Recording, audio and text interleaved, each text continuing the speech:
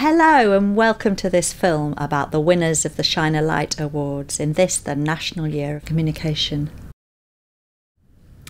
In my role as England's Communication Champion for Children, I've had the real privilege of meeting and visiting most of the organisations that have been selected for an award this year.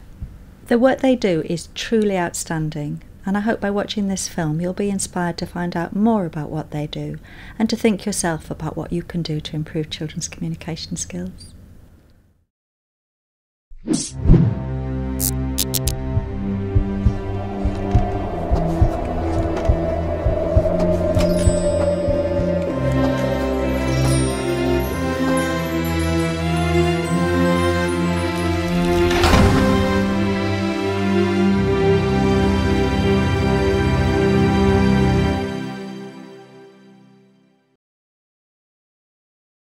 it rolling?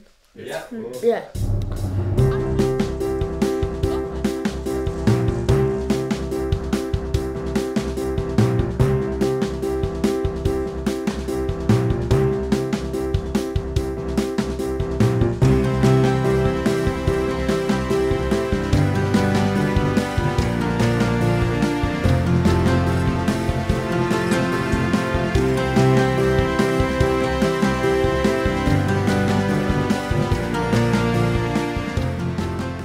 I didn't taught it to me to talk and communicate in an ancestral way.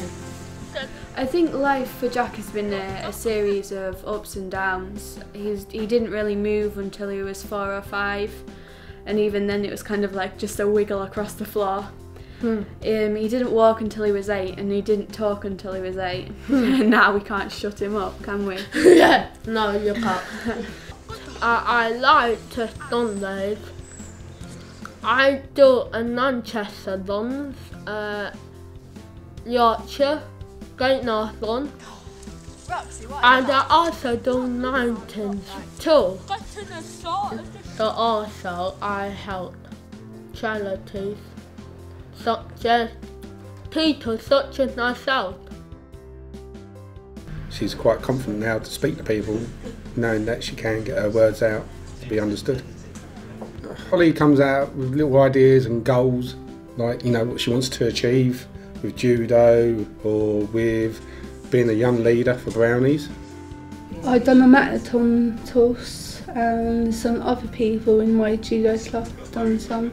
It's a lot better than what I had when I was younger and that, so I find keep working at it, it's going to get even better.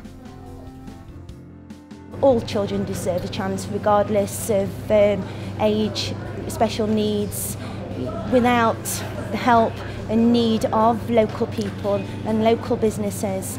The children won't flourish and be able to work within the work placements. The opportunities within the communication needs, we sort of do work-based placements within the store. They could range from 6 months to a year. Made me feel more determined to work. It led me to build my self-esteem up and communication skills, and that's how I finally got a job there. All our children are part of language groups, so we have sometimes up to 17 different language groups going on in nursery. So we look carefully at activities that go on outside and in our cafe, so that there's lots and lots of opportunities to develop their social skills and language skills through play. The strategy is a partnership approach, so we work with partners across the city. Here where I am now, that's one of our key partners, Watercliff Meadows School, but with other services, the multi-agency support teams, health service, the cultural industries, business communities, the universities, and so on. So it's truly a city-wide strategy. The team is a really close team. They work at different children's centres, but they do a lot of joint working together. The play and communication workers do cover each other's services. We never ever cancel services. We've got a real rule about, the services are for the community. I find it really helpful. I've done a course here as well, and that helped me with Ronnie, because I learned there was other things I didn't know what I wasn't doing right, so I was teaching Ronnie that when I got home. And his speech has come on really well since I've been coming. And they come into a comfortable environment, a natural comfortable environment where there's various activities set up which support the children's language and communication development. We often, run each other's groups, if there's any annual leave or anything like that, so we're constantly liaising with each other through email or on the phone, any planning ideas and things like that. So we all get on really well, I've got to say. Communication is the key skill, and as the children develop, that helps with their behaviour, their social skills.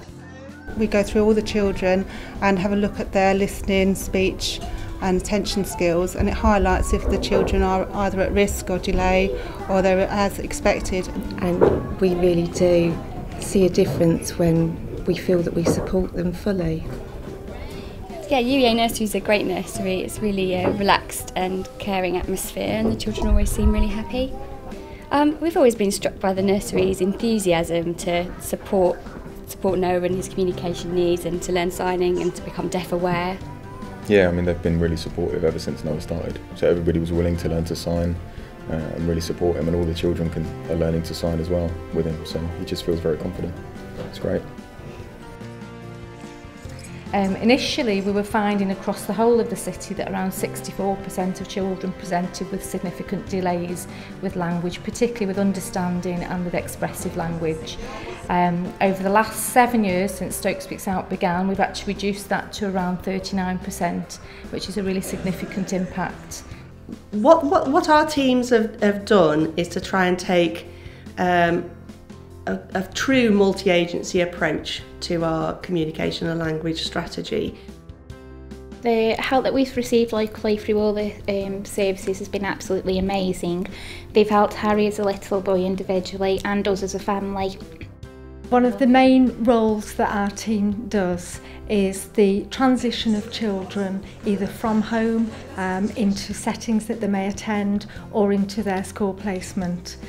Okay, the benefits of the multi-agency approach in Stoke-on-Trent is that we are very much of the attitude that communication is everyone's business. It's not just the work of speech therapists, it's really embedded and it's mainstreamed across all of the services that we work in.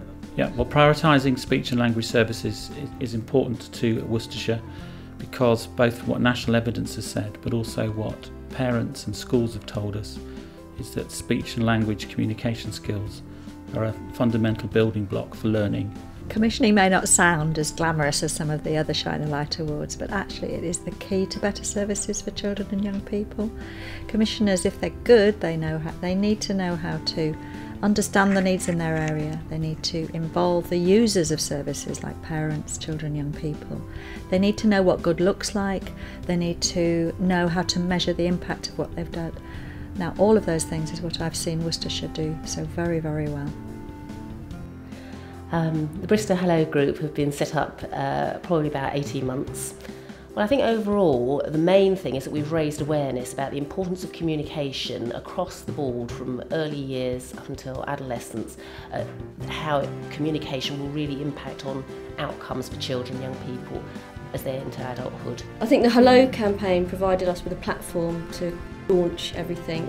Staff have taken time to meet because they realise that the impact that this could have on their students, and some of them are looking at vocabulary and extending students' vocabulary.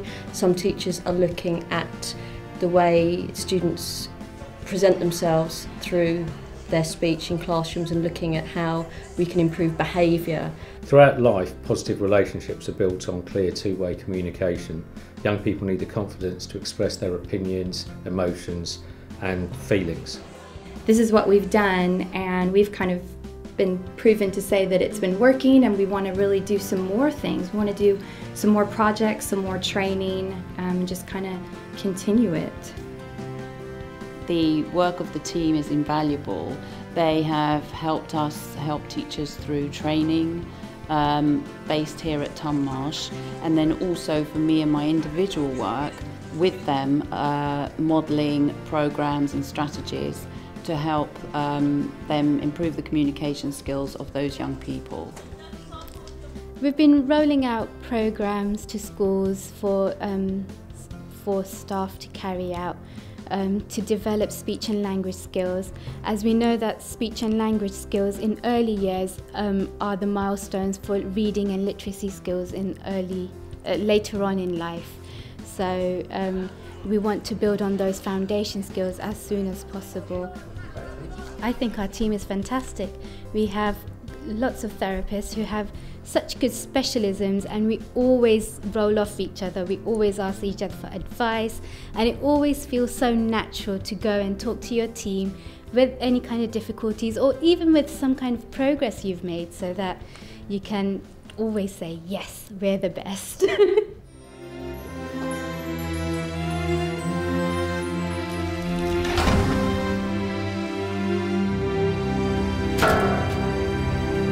I'm not 18. 17,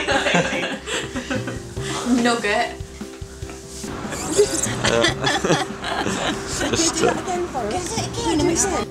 Children with SLCM. Okay, Preston Manor we've developed. Sorry, we'll cut that one. Language.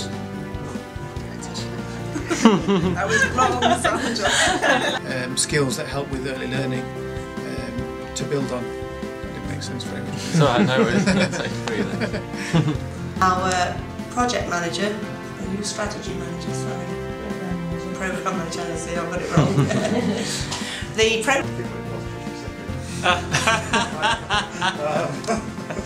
Okay, no, that's good. Yeah, thank you. I appreciate. Yeah. Yes, I like them. Yeah, It's alright. I did so much. Yeah, of course. And their children to come along to. Sorry, can we just, again, it's okay, the jangling of the bracelets. Speech and language team of new. It's alright. It's alright. It's so embarrassing me now. I'm trying to make out that, you know, oh, this is your normal thing. Ethos, the welcome, the way parents, the way. Sorry. It's alright, no worries. Do you mind if I start spelling? Yeah, do you want to start? Yeah, sorry, I just realised.